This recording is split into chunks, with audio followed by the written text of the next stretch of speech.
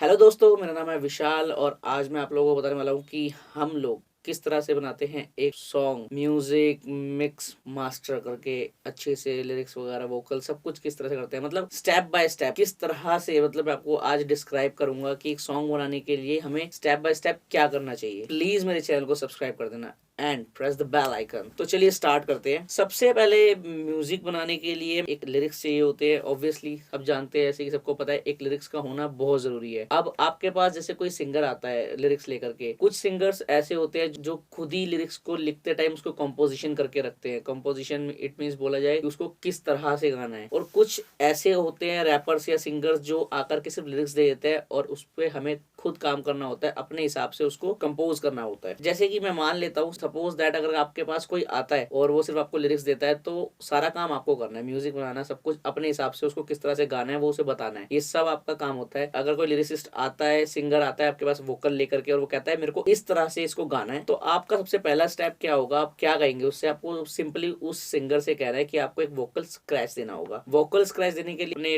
डॉ पर उसको रिकॉर्ड करवाए। सबसे पहले उसका बीपीएम निकाल ले कि वो कौन से बीपीएम पर गाता है, टेम्पो स्पीड मतलब बीट पर मिनट। तो पहले वो निकालेंगे, वो अपने हिसाब से गाएगा, वो कहीं रुकेगा नहीं, या फिर कहीं रुकेगा तो अपने सांस लेने के रुकेगा। कुछ ऐसा नहीं है कि वो रुक करके बोलेगा कि यहाँ म्यूजिक डालना है, ऐसा कुछ भी नहीं। वो सिर्फ आपको वोकल देगा। एक वोकल आपको या तो फोन से रिकॉर्ड, कुछ ऐसे भी होते हैं फोन से रिकॉर्ड करके दे देते हैं कि आप म्यूजिक तैयार कर लो, फिर मैं आकर के इसको रिकॉर्ड कर लूंगा। और कुछ कुछ लोग होते हैं जिनको स्टूडियो में बुला करके पहले स्क्रैच रिकॉर्ड किया जाता है। तो स्क्रैच रिकॉर्ड होने के बाद एक म्यूजिशियन का पर्पज क्या होता है, उसको कैसे बनाया जाता है? सबसे पहले जब वो गा रहा होता है तो उसकी की निकाल ली जाती है कि वो कौन से स्केल पर गाता है, कौन से स्केल पर गाता है। अगर ये आपने डिफाइन कर लिया, आपको पता चल गया, तो आपके लिए बहुत ईजी हो जाएगा म्यूजिक बनाना। और अगर आप इस पे गौर भी नहीं करते तो कोई फर्क नहीं पड़ता, आप कोई भी स्केल पर एक बार म्यूजिक क्रिएट कर लीजिए और जब वो नेक्स्ट टाइम आपको प्रॉपर गाने आए उस टाइम पर आप स्केल अप डाउन कर सकते हैं, उससे कोई दिक्कत नहीं आती है। तो मैं मान लेता हूँ एक सिंगर मेरे पास आया अपने वोकल लेकर के, उसने मेरे को बोला कि मेरे को ये लिरिक्स है, मुझे इस कॉम्पोजिशन पे ये गाना चाहिए। तो मैंने उसको क्या करा, उसको स्टूडियो में रिकॉर्ड करवा लिया। रिकॉर्ड करवाने के बाद हम उसका काम हो गया खत्म। अब हमारा काम स्टार्ट होता है। सबसे पहले मैं आपको प्रेफर करूंगा, अगर आप म्यूजिक बना रहे हैं, उसका कोरस होगा, वर्स होगा,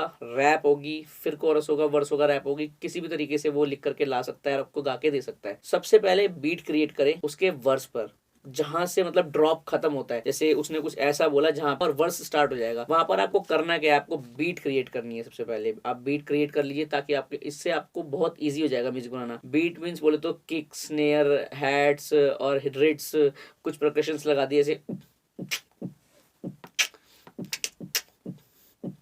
तो इस टाइप से आप कुछ भी बीट वगैरह बना सकते हैं। ऐसे आजकल रैगटन चल रहा है,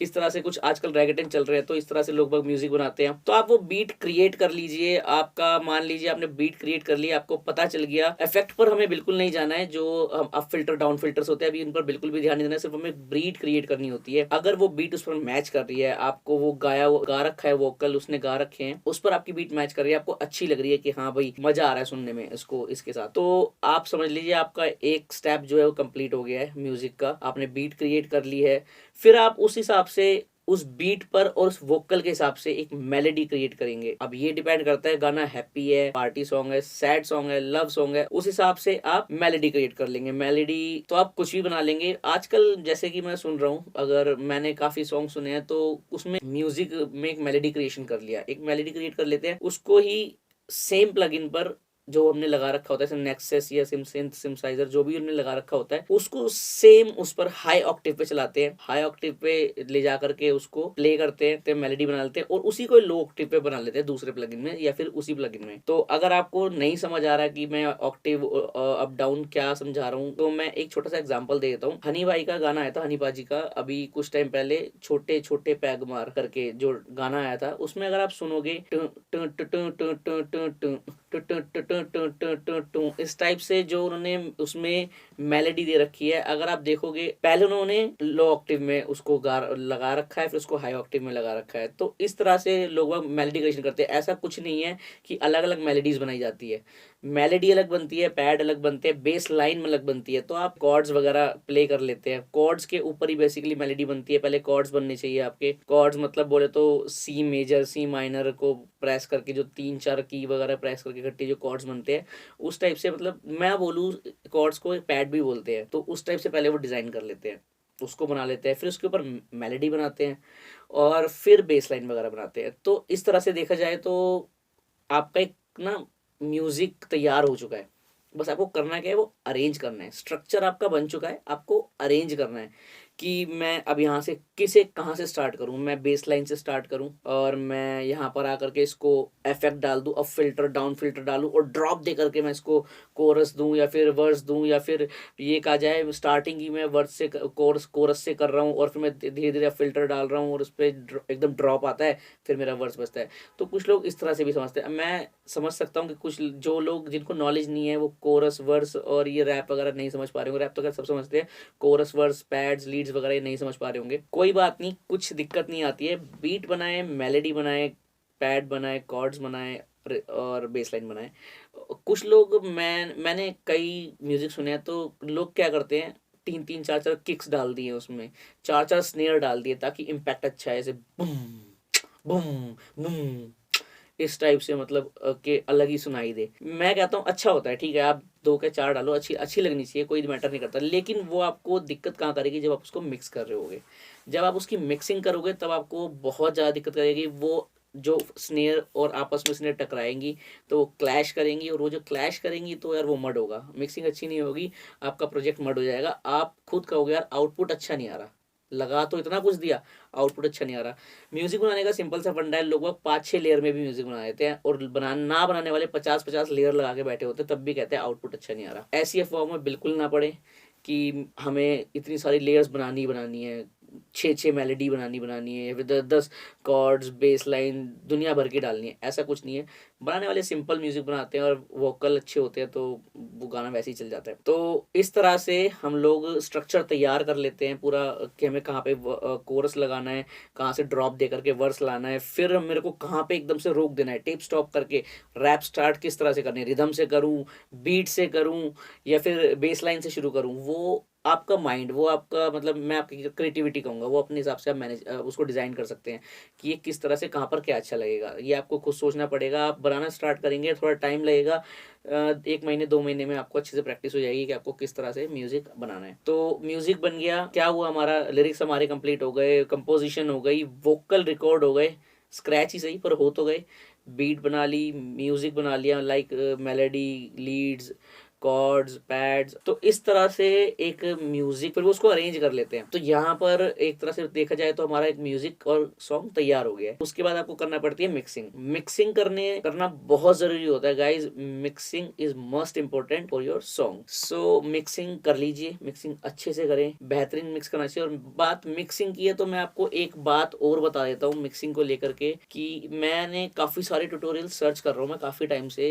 कि मिक्सिंग कर कैसे की जाती है, how to mix a song, इस टाइप से मैंने सर्च किया। लेकिन लोगों ने उसको बता रखा है कि आप EQ करें, ये करें, वो करें। अच्छा लगा, काफ़ी ट्यूटोरियल्स देखे तो और भी नॉलेज मेरी गेन हुई, मैं अब भी सीखते रहता हूँ। बट एक कंसर्न है जो उस मिक्सिंग में लोगों ने बता नहीं रखा। पता नहीं ये कहा जाए या तो उनको पता नहीं, ऐसा तो बिल्कुल भी नहीं हो सकता कि ना पता हो। बड़े बड़े म्यूजिक कंपोजर बैठे हैं जो आज इंडस्ट्री में राज कर रहे हैं, या फिर वो हॉलीवुड में भी वो भी सिखाते हैं। लेकिन या तो वो उसको यूज ही नहीं करते उस ट्रिक को, या फिर वो बताना ही नहीं चाहते सीक्रेट। तो मैं आपको नेक्स्ट जो ट्यूटोरियल आएगा मेरा मिक्सिंग का, मैं उसमें आपको बताऊंगा किस तरह से मिक्सिंग होती है। और उससे पहला पार्ट होता है मिक्सिंग का, जो मेरे को मेरे सर ने बताया था।